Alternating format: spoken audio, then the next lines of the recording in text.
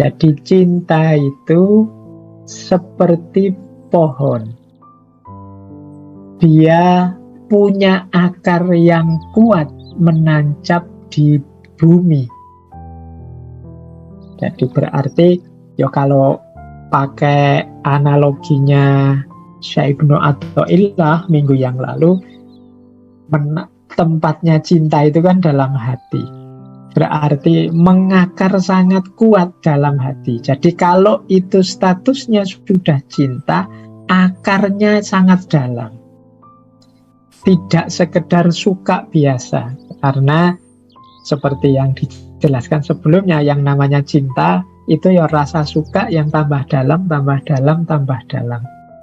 Nah, dalam kasus manusia, cinta itu berarti dia mengakar sangat kuat di dalam hati. Nah, cuma ya tidak berhenti di dalam hati. Dia muncul, dia tumbuh, sehingga mempengaruhi anggota badan, mempengaruhi lidah, mempengaruhi tindakan kita, mempengaruhi kelakuan kita setiap hari. Jadi ini analoginya cinta. Berarti orang yang mencintai itu pasti nanti keluarnya juga kata-kata yang penuh cinta. Kalau itu tindakan, ya tindakan yang melambangkan kecintaan. Dengan analogi ini kita tidak bisa pakai alasan, misalnya kita kejam atau menyusahkan orang lain. Loh, saya menyusahkan ini kan karena cinta. Tidak. Kalau itu cinta, pasti keluarnya juga penuh cinta. Karena dia seperti sebatang pohon yang subur, yang akarnya menancap dalam. Semakin dalam akarnya, semakin subur dia, semakin banyak rantingnya, semakin sejuk dia, semakin memberi manfaat. Itulah cinta. Jadi hubungan kita dengan Allah, kalau itu dasarnya cinta, maka pasti kelihatan dalam pikiran, kata-kata, dan perbuatan kita.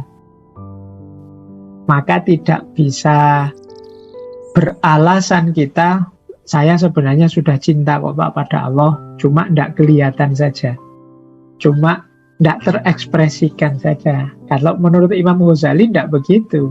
Semakin dalam cinta, semakin kelihatan ekspresinya. Sama seperti pohon. Pohon itu semakin menghunjam akarnya, kan semakin besar pohonnya, semakin subur ranting-rantingnya. Maka ya cinta itu meskipun dalam batin, tapi gejalanya dan efeknya kelihatan. Sulit disembunyikan. Nah, ini yang dimaksud oleh Imam Ghazali ketika beliau menganalogikan cinta itu dengan sebatang pohon yang subur.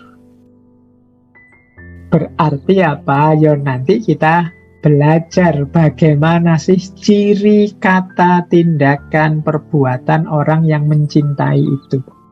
Itulah cirinya orang yang mencintai. Karena ya yang di batin memang kita tidak bisa akses, tapi yang keluar dalam bentuk tindakan kan bisa kita lihat. Nah, lanjut. Jadi ini Imam Ghazali menjelaskannya tertib, step by step, pelan-pelan. Nah, sekarang satu aspek yang pasti muncul dalam diri seorang pecinta, yaitu kerinduan kepada yang dicintai. Jadi kata Imam Ghazali, ini manifestasi cinta yang paling nyata. Kalau teman-teman ingin ngecek aku itu cinta bener apa enggak sih sama dia atau sama siapapun atau apapun, ciri yang paling mudah adalah teman-teman rindu enggak? Rindu untuk dekat, rindu untuk bersama, rindu untuk kembali lagi dan lain sebagainya. Jadi kalau sudah ada kerinduan yang apalagi kerinduannya dalam, itu ya tidak perlu dibahas macam-macam lagi ya, kemungkinan itu cinta. Jadi ketika seorang hamba cinta pada Tuhannya, maka dia akan merindukannya selalu. Jadi yang paling dia nantikan adalah kapan aku bersama dengannya.